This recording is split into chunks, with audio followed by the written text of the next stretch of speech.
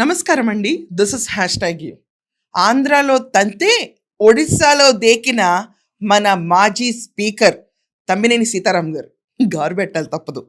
ఏంటబ్బా నేపథ్యం అని చూసుకుంటే అందరికీ తెలిసిన సినాప్సిసే, కానీ మీకు ఒక ఒడిస్సా స్టోరీ ఉంది దీంట్లో. ఆయన ఎక్కడ కనపడ్డాడు అన్నది అక్కడికి వెళ్ళేలోపు మనం చూసుకుంటే మన మాజీ స్పీకర్ కేవలం చేష్టల్లోనే ఇంతనా లేకపోతే రియల్ లైఫ్లో కూడా ఇంతేనా అనుకుంటే కాదు కాదు.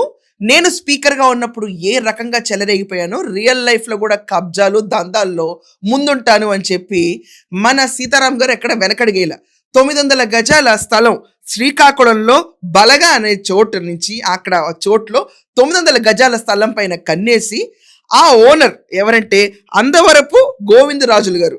అందవరపు గోవిందరాజులు గారు పేరు ఆయన చనిపోయారని చెప్పి ఒక ఫ్రోజరీ డెత్ సర్టిఫికేట్ క్రియేట్ చేసేసి ఆ డెత్ సర్టిఫికేట్ ఒక్కటే కాదు, ఆయనకి ఒకే ఒక కూతురు ఉంది అని చెప్పి ఒరిస్సా నుంచి ఒక క్యాండిడేట్ని తీసుకొచ్చాడు. ఆవిడ పేరు అదబాల రజని. ఈ మొక్కతే లీగల్ హెయిర్ అని ఆ డాక్యుమెంట్స్ అన్ని ప్రాపర్టీ ఈమె పేరు మీద రాంచేసి అక్కడి నుంచి రిజిస్ట్రేషన్ మొత్తం ఈ సోకాల్డ్ తమ్మినేని సీతారాం గారి ఏకైక పుత్రరత్నం తమ్మినేని చిరంజీవి పేరు మీద రిజిస్ట్రేషన్ చేయించాడు. కేసు నమోదైంది. ఆయన ఎక్కడో హైదరాబాద్లో ఉంటాడు, ఒరిజినల్ ల్యాండ్ ఓనర్. ఆయనకు తెలియదు ఈయన ఇంత అరాచకాలు చేశాడన్న విషయం తెలియదు. కేవలం 5-6 కోట్ల భూమి స్థలానికి ఇంత కకృతి పడాలా? చివరికి ఏమైందని కేసేశారు. కేసేస్తే ఏమైంది? 13 మంది పైన కేసు పడింది. దాంట్లో 8 మందిని అరెస్ట్ చేశారు. మిగతా 5 తప్పించుకుంటున్నారు. దాంట్లో ఎవరెవరంటే తమ్మినేని సీతారాం గారు, ఆయన కుమారుడు చిరంజీవి, ఆయన ధర్మపత్ని, 3 అబ్స్కాండింగ్లో ఉన్నారు. పోలీసులు వెతకడం మొదలుపెట్టారు. ఇది నిన్నటి దాకా స్టోరీ. ఇప్పుడు కథ మొదలవుతుంది. పొద్దునే వాళ్ళు కోర్టుకు అప్రోచ్ అయ్యారు. ఏమనంటే ఈ కేసుని క్వాష్ చేసేయండి, అసలు ఇది కేసు కానే కాదు, ఫేక్ కేసు, మీరు కొట్టేయండి అని చెప్పి వెళ్తే కోర్టు వాళ్ళు ఇలాంటివేమీ కుదరవు, కావాల్సి వస్తే నువ్వు బెయిల్ అడగాలి, యాంటిసిపేటరీ బెయిల్, కానీ అరెస్ట్ చేస్తారేమో అన్న భయంతో పారిపోతున్నావు కదా, అంతే తప్ప క్వాషింగ్ అన్నది జరగదు అని చెప్పి పెద్ద ఎదురు దెబ్బ కోర్టులో తగిలింది. That's it. కేమ్ మొత్తం వెనక్కి పడిపోయింది. ఇప్పుడు ఈ తమ్మినేని సీతారాం గారు కనుక పొరపాటున ఆంధ్రప్రదేశ్లో అడుగు పెడితే యూఆర్ అండర్ అరెస్ట్ అనే సిచ్యువేషన్ వాళ్ళు కొడుకు పడిపోద్ది. And fake forgery death certificate issue చేసేందుకు ఇతని పైన పడిపోద్ది. మరి వాళ్ళు మిస్సెస్ని ఎందుకు పారిపోయారో నాకు తెలియదు. ఇంట్లో ఒక్కళ్ళే ఉంటే కష్టం అని పారిపోయి ఉంటారు. ఆవిడ కూడా పనిలో పని మనం కూడా పారిపోదాం అని చెప్పి ఆవిడ పైన కూడా కేసు నమోదైందండి.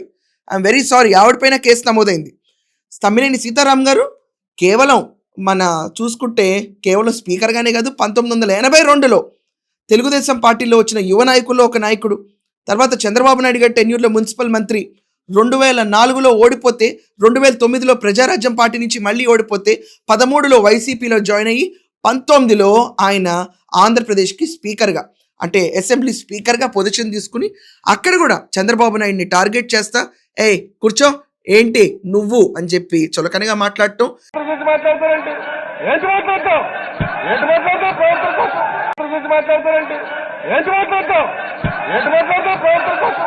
ఇష్టం వచ్చినట్టు టీడీపీ క్యాండిడేట్స్ని సస్పెండ్ చేయటం, ఎక్కడ హౌస్లో ఉండనివ్వకుండా చేయటం. హౌస్లో ఒకే ఒక్కసారి చంద్రబాబు నాయుడు గారు ఒకే ఒక్కరు వెళ్లాల్సిన పరిస్థితి వచ్చింది.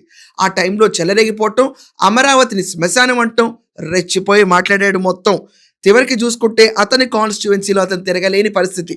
మొత్తం ఆమదాల వలసలో ప్రతి ఒక్కళ్ళు ఇదా తమ్మినేని సీతారాం అని చెప్పి ఈరోజు ఔరా అంటున్నారు. సో క్యాండిడేట్ ఎక్కడున్నాడు అని చెప్పి పోలీసులకు డౌట్ వస్తే ఒరిస్సాలో దాక్కున్నాడు అని చెప్పిన రూమర్స్ బయటకు వస్తాయి. ఇప్పుడు పోలీసులు వెళ్తారండి, వదలరు ఈ క్యాండిడేట్ని. ఎందుకంటే అంత అరాచకంగా చేశారు. అసలు బతికున్న మనిషిని చంపేసే సర్టిఫికెట్ ఇవ్వడం ఏంటి, అతనికి లేని కూతురుని ఒరిస్సా నుంచి తీసుకురావటం ఏంటి, ఈ అదబాల రజనీ ఎవరు, ఇవన్నీ పిచ్చి వేషాలు వేసేసాడు. కొడుకు పేరు మీద ఆస్తి రంచాడు. దెబ్బకి కథ మొత్తం అడ్డం తిరిగి ఒరిస్సాలో కాలు జాపు కూర్చుని ఇక్కడ కేసేసి క్వాష్ చేయమన్నాడు. కోర్టు వాళ్ళు కూడా నో అన్నారు. పోలీసులు ఇతని కోసం ఒరిస్సా ఇప్పుడు ప్రయాణం చేస్తారు. నాకు తెలిసి వాళ్ళ సాయంకాలం లోపు ఈ క్యాండిడేట్ పరారులో ఉన్నాడు కాబట్టి పట్టుకుని తీసుకొచ్చి అరెస్ట్ చేసి ఆంధ్రప్రదేశ్లో లోపలేయటం ఖాయం. సో వేచి చూడాలి ఆ గుడ్ న్యూస్ ఎప్పుడు వింటామా అని. మీ అందరి ఒపీనియన్ ఏంటి? ఈ అటబాల రజనీ ఏంటి, ఒరిస్సా ఏంటి, అసలు ఇతను పారిపోయి ఒరిస్సాలో దాక్కునే పరిస్థితి దాకా తెచ్చుకోవడం ఏంటి? ఇతని పైన ఇది సింగిల్ కేసు కాదంటుండో, ఇంకా బొచ్చుడు కేసులు ఉన్నాయంట. ఇంత అక్రమాలుగా పెట్టుకుని ఆమదాల వలసకి దూరమైన ఇతను నెక్స్ట్ టైం గెలవడు. వీళ్ళ కొడుకు నుంచోబెట్టినా గెలవడు. వీళ్ళ చీటీలు చెరగటం ఖాయం. చెప్పండి మీ ఉద్దేశం ఏంటో ఇంకా దీనిపైన. I'm going to wait and see. That's all for now. Thank you.